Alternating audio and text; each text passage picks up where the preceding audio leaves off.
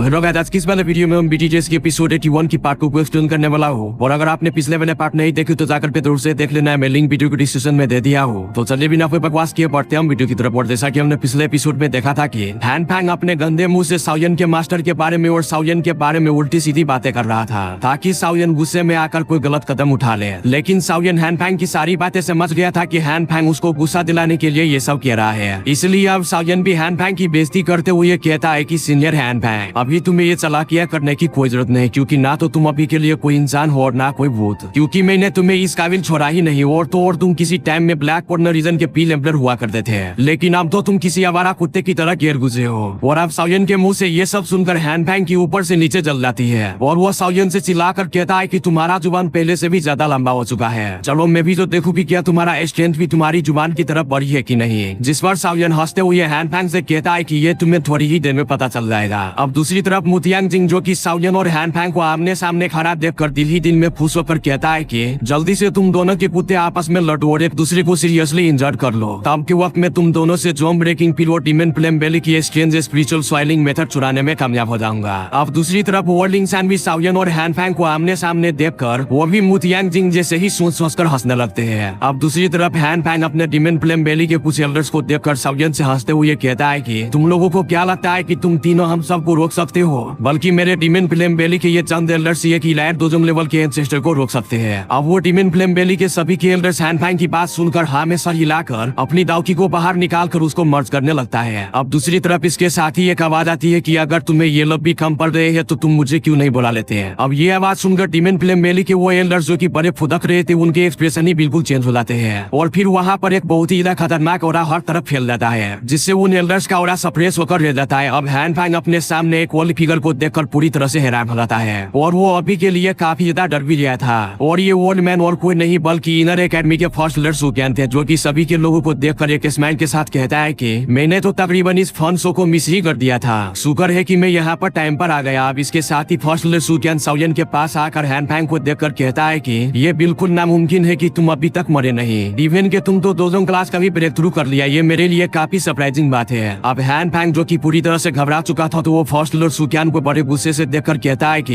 ये सब तुम लोगों के वजह से ही हुआ है। और फिर हैन फैंग सोचते हुए कहता है कि अब साओयन की तरफ दो इलाइट दोजों लेवल के एंसेस्टर है और इनको तो अब मेरे डिमन फ्लेम बेली के लोग भी मिलकर नहीं रोक पाएंगे। और तो और अभी यहाँ पर साओयन भी है जो कि एक इलाइट दोजों लेवल के एंसेस्टर को टक्कर दे सकता है। और अभी के लिए हैन फैंग को साओयन से और इवन के साओयन के नाम से पूरी तरह से नफरत हो चुका था, मगर हैन फैंग साओयन की फाइटिंग स्किल को अच्छे से जानता था और वो उनको कभी भी अंडर एस्टिमेट नहीं कर सकता था, क्योंकि साओयन ने पिछली बार जब वो 2 क्लास के पीक पर था तो उसने हैन फैंग को बहुत ही इजीली किल कर दिया था। अब के वक्त हैन फैंग 2 क्लास में बिल्कुल एंटर ही होने वाला था, यानी कि हाफ स्टेप ही दूर था। अब इसके साथ ही साओयन हैन फैंग की पिछवाड़े में आग लगाते हुए कहता है कि अगर मैंने तुम्हें पहले किल कर दिया था तो अब मेरे लिए नेचुरल है तुम्हें दोबारा किल करना, तो तुम्हें अभी के लिए बियन बनने की कोई जरूरत नहीं और ना ही सोकिया मारने की जरूरत है। जो सुनकर हैन फैंग पूरी तरह से गुस्से में आ गया था। अब दूसरी तरफ मोतियांग जिंग और वर्लिंग सैन भी फर्स्ट लीडर सुक्यान को साओयन के साइड पर देखकर पूरी तरह से घबरा चुके थे, क्योंकि उन्हें पता था कि किसी भी इलाइट दोजोंग लेवल के एंसेस्टर से पंगे लेना उनके लिए कितना भारी पड़ सकता है। अब इसके साथ ही साओयन फर्स्ट लीडर सुक्यान से पूछता है कि फर्स्ट लीडर आप अभी यहाँ पर क्यों आ गए हैं और वहाँ के मैटर के बारे में क्या बना। और अभी के लिए साओयन फर्स्ट लीडर सुक्यान से बात करते हुए अपना सारा गुस्सा छोड़ चुका था और अभी हैन फैंग ने साओयन को गुस्सा दिलाने के लिए बड़ी एफर्ट की थी, मगर हैन फैंग ने साओयन की मेंटल स्ट्रेंथ को अंडर एस्टिमेट कर दिया था। और साओयन इतना भी बड़ा पागल नहीं है जो कि हैन फैंग के बातों में आकर गुस्से में कोई गलत कदम उठा ले। और अभी साओयन इतने सालों में बहुत ही ज्यादा एक्सपीरियंस गेन कर लिया हुआ है और साओयन अपने इमोशन पर भी काबू पाना अच्छे से जानता है। अब दूसरी तरफ फर्स्ट लीडर सुक्यान साओयन को बताता है कि जैसे ही वहाँ पर से वो वर्लिंग सैन का स्पिरिचुअल अवतार डिसअपीयर हुआ तो फिर मैंने तुम्हारा छोड़ा हुआ निशान को फॉलो करते हुए यहाँ पर पहुंच गया। जिस पर साओयन हैरान होकर कहता है कि डिसअपीयर अवतार इस वर्लिंग सैन का स्पिरिचुअल अवतार कहाँ पर चला गया। जिसके साथ ही साओयन वर्लिंग सैन की ओरिजिनल बॉडी की तरफ देखता है और इधर हम देखते हैं वर्लिंग सैन को जो कि जोर जोर से हंसता हुआ हवा में खड़ा हो जाता है और इसके साथ ही एक स्पिरिचुअल स्ट्रेंथ बड़ी तेजी से उसकी बॉडी में एंटर हो जाता है। और जैसे ही वो स्पिरिचुअल स्ट्रेंथ वर्लिंग सैन की बॉडी में एंटर होता है तो उसकी पावर पहले की तरफ पीक पर चली जाती है। और वर्लिंग सैन की इतनी ज्यादा पावर देखकर इवन के हैन फैंग मुतियांग जिंग और बाकी सभी के लोग हैरान थे और वो कहता है कि ये वर्लिंग सैन बिल्कुल एक चालाक लुंगड़ी है, इसने अभी तक टाइम गेन किया था ताकि वो इन टाइम में अपनी स्पिरिचुअल स्ट्रेंथ को वापस से अपनी बॉडी में बुला सके और वो पहले की तरह अपनी पीक स्ट्रेंथ पर पहुंच सके और हमसे मुकाबला कर सके।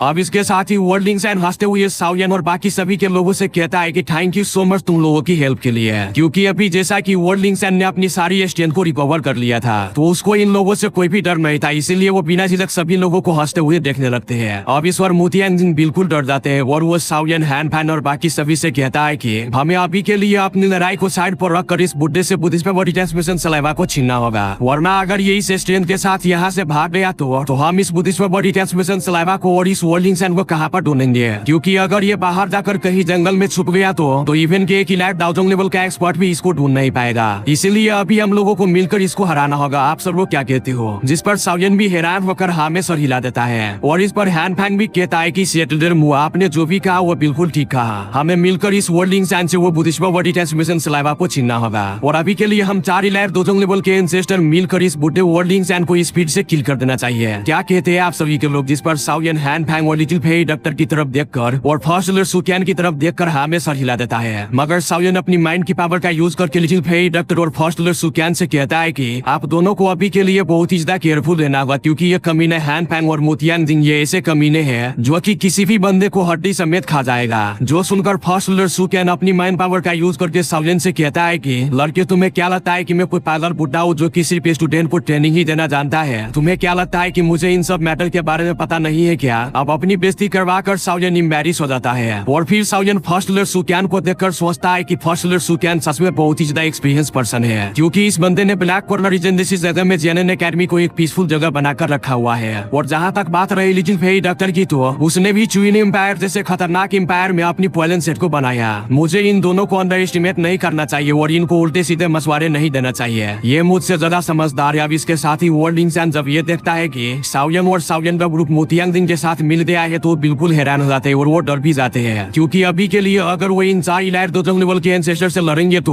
वो बुद्धिस्ट पे बॉडी ट्रांसमिशन सलाइवा को तो खोएंगे ही और इसके साथ ही में वो अपनी जान से भी हाथ धो बैठेंगे। अब इसके साथ ही वर्ल्ड लिंक्सन अपना पाँव जमीन पर जोर से मारता है, जिससे जमीन में से पानी के 10 बुआरे निकल आता है, जिससे सभी के लोग वर्ल्ड लिंक्सन को सही से देख नहीं पाते और वर्ल्ड लिंक्सन वहाँ से भागने लगते हैं। अब इसके साथ ही मुतियांग जो कि वर्ल्ड लिंक्सन के हर मूव पर बड़ी कड़ी नजर रख रहा था, वो जल्दी से चिल्लाकर कहता है कि हम सबको मिलकर इसको मारना होगा। और अब मुतियांग जल्दी से वर्ल्ड लिंक्सन पर एक गोल्डन रेजर से वर्ल्ड लिंक्सन के गले की तरफ अटैक कर देता है। अब इसके साथ ही वर्ल्ड लिंक्सन मुतियांग के इस अटैक को देखकर अपनी सिर्फ हाथ के एक इशारे से ही मुतियांग के उस गोल्डन रेजर को, जो कि बड़ी स्पीड में उसकी गले की तरफ आ रहा था, उसको पकड़कर उल्टा मुतियांग पर ही अटैक कर देता है और कहता है कि मैं इसको तुम्हें लौटा रहा हूँ कुत्ते कहीं के। और वर्ल्ड लिंक्सन इसका फायदा उठाकर उस केव में से बाहर निकल जाता है और डीप माउंटेन की तरफ उड़ने लगता है। मगर तभी हैन फैंग वर्ल्ड लिंक्सन का रास्ता रोककर कहता है कि वर्ल्ड डीमन, तुम्हें अभी इस बुद्धिस्ट पे बॉडी ट्रांसमिशन सलाइवा को हमारे हवाले करना होगा, वरना तुम भूल जाओ तुम यहाँ से सेफली जा पाओगे। अब इसके साथ ही हैन फैंग वर्ल्ड लिंक्सन पर अपनी फार्म से अटैक करता है, जिस पर वर्ल्ड लिंक्सन भी उस पर अपनी फार्म से काउंटर अटैक कर देता है। और जैसे ही इन दोनों का फार्म अटैक आपस में टकराती है तो वहाँ पर एक बहुत ही बड़ा एनर्जी का एक्सप्लोजन होता है, जिससे हैन फैंग और वर्ल्ड लिंक्सन 2-2 कदम पीछे चले जाते हैं। अब इसके साथ ही हैन फैंग हंसते हुए वर्ल्ड लिंक्सन से कहता है कि वर्ल्ड डीमन, तुम वाकई में ब्लैक कॉर्नर रीजन के एक एक्सपर्ट थे।